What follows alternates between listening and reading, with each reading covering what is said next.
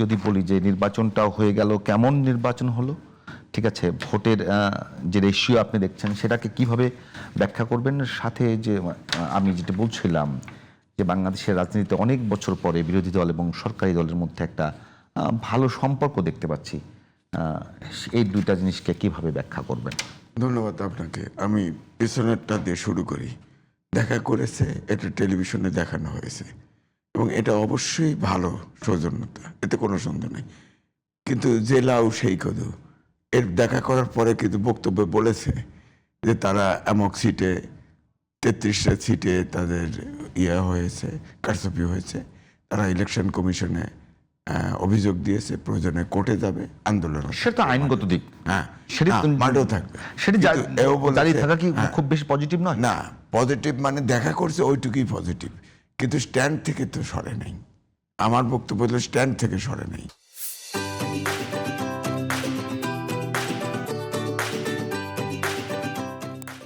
অর্থাৎ এও বলছে যে আমরা একসাথেই ছিলাম সবসময়, তো আমরা একসাথেই কঅপারেশন করবো, এই সেই বলছে, কিন্তু প্রোগ্রামের ক্ষেত্রে কিন্তু ছাড় নেই, কোনো ছাড় নেই। এখানে আমি বলছি যে এইখানটাতে যে আরও যদি হতো এমনটা, যে ঠিক আছে যা হয়ে গেছে সবই অভ্যুত্থানের শক্তি, জামাত বিএনপি দীর্ঘদিন একসাথে চলেছে, আমরা সরকারটাও অন্তত 5 বছর সবাই সহযোগিতা নিয়ে আমরা একটা স্ট্যাবল, দেশের স্ট্যাবিলিটিটা আনি, সেই জায়গায় কথা কিন্তু আমার কাছে মনে হয় সেই দিকে কথা যায় নাই।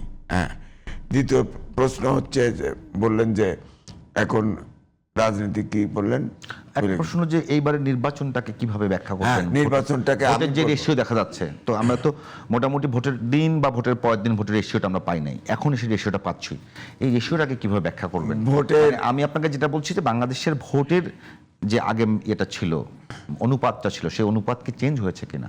অফিসিয়ালি ধরেন আওয়ামী লীগ ভোটে নাই, হ্যাঁ, জাতীয় পার্টিও নাই বলবো, অবশ্য জাতীয় পার্টির একটি সিটও যেতে নাই, সুতরাং তাদের ভোটও কতটুকু আছে জানি না। তো সেই বিবেচনায় আমার মনে হয় ভোটের যে অনুপাত, ভোট যে পড়েছে টোটাল, এটা আমার মনে হয় গ্রহণযোগ্য। এবং ইউরোপিয়ান ইউনিয়ন সহ যত পর্যবেক্ষক আছে সবাই কিন্তু তাদের স্যাটিসফ্যাকশন এক্সপ্রেস করেছে যে ভোট রেশিও ঠিক আছে। হ্যাঁ, তো আমার কথা হচ্ছে যে এখন ধরেন এখন সরকার গঠন হবে, দেশটা সরকার গঠনের পরে যাই, আমি একটা কথা বলি যে নির্বাচনটা হয়ে গেল, এই নির্বাচনের সময় তো একদল আর দলকে সবসময় সমালোচনা করে, একে অপরকে খারাপ নামে গালি দেয়, ঠিক আছে, এবারও হয়েছে। নির্বাচনে বিজয়ী হবার জন্য দুই দলকে এমন কোনো অস্ত্র ব্যবহার করেছে যার ফলে দুই দলের মধ্যে একবারে আনুষ্ঠানিকভাবে এবং পাকাপোক্তভাবে দূরত্ব তৈরি হয়েছে? আমার কাছে মনে হয় তাই। কিরকম? স্নায়ুযুদ্ধ চলবে আমার কাছে মনে হয়েছে, যে কারণ মানে দুই দলের তো একটা সময় আদর্শিক নৈকট্য ছিল বলে তারা দীর্ঘদিন একসঙ্গে চলতে পেরেছে, সেই জায়গার থেকে সরে গেছে কিনা? সেই জায়গার থেকে আমার ধারণা এখন সরে আসছে ভিতরে ভিতরে, স্নায়ুযুদ্ধ যাকে বলে।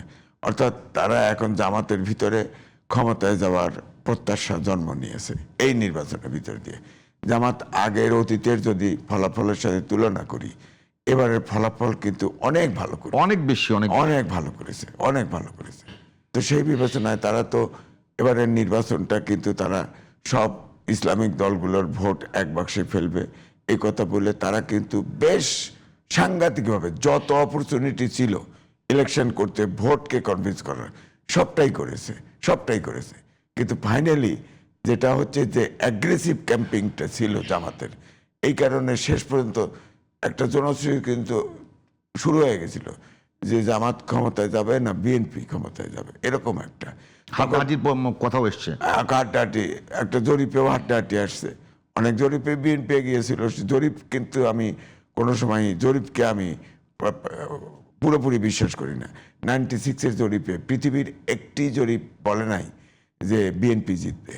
সেখানে ধরেন অলিখিতভাবে আওয়ামী লীগ মন্ত্রী পরিষদ গঠন করে ফেলছে, বিএনপি হরতাল ডেকে ফেলছে, তারপরে দেখা গেল যে বিএনপি জিতে ফেলছে। হ্যাঁ, তো এই জন্যে বলছি যে জরিপ সবসময় আমাদের বাংলাদেশে কিন্তু হয় না, কারেক্ট হয় না। তো এবারে যে জরিপগুলো হয়েছে আপনি যদি তুলনা করেন, সেই জরিপ অনুযায়ী কিন্তু ফল হয় নাই। জামাতের অগ্রগতি আমার তো মনে হয় যে জামাত যে জরিপ দেখানো হয়েছে সেই রেজাল্ট জামাতের নাই। এখন আমার মূল বক্তব্য হচ্ছে যে জামাতের আগে বিএনপির সাথে যে সমঝোতা বা ঐক্য বা ইলেকশন ঐক্য যাই ছিল, সেই জায়গার থেকে জামাতের মনস্তাত্ত্বিক জায়গায় অনেক পরিবর্তন করছে। এখন জামাত নিজেই ক্ষমতায় যেতে চায়।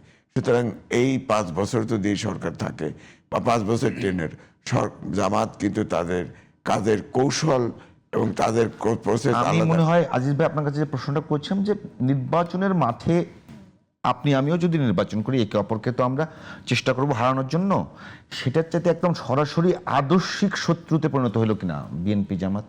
না, আদর্শিক ওইটাই তো আমি বলার চেষ্টা। আদর্শিক তো শত্রুতা কিছুটা ভিতরে, প্রকাশ্যে না। এবারে কিন্তু নির্বাচনের স্টাইলটা দেখেন, আগে হয়তো বলা হতো একটি দল বলা হতো, কারণ নাম ধরে কিন্তু বকে নাই। এবার কাকে বলে নাই? এবারে কিন্তু নাম ধরে বলে নাই, একটি দল এই করতেছে, অকটি দল ওই করতেছে।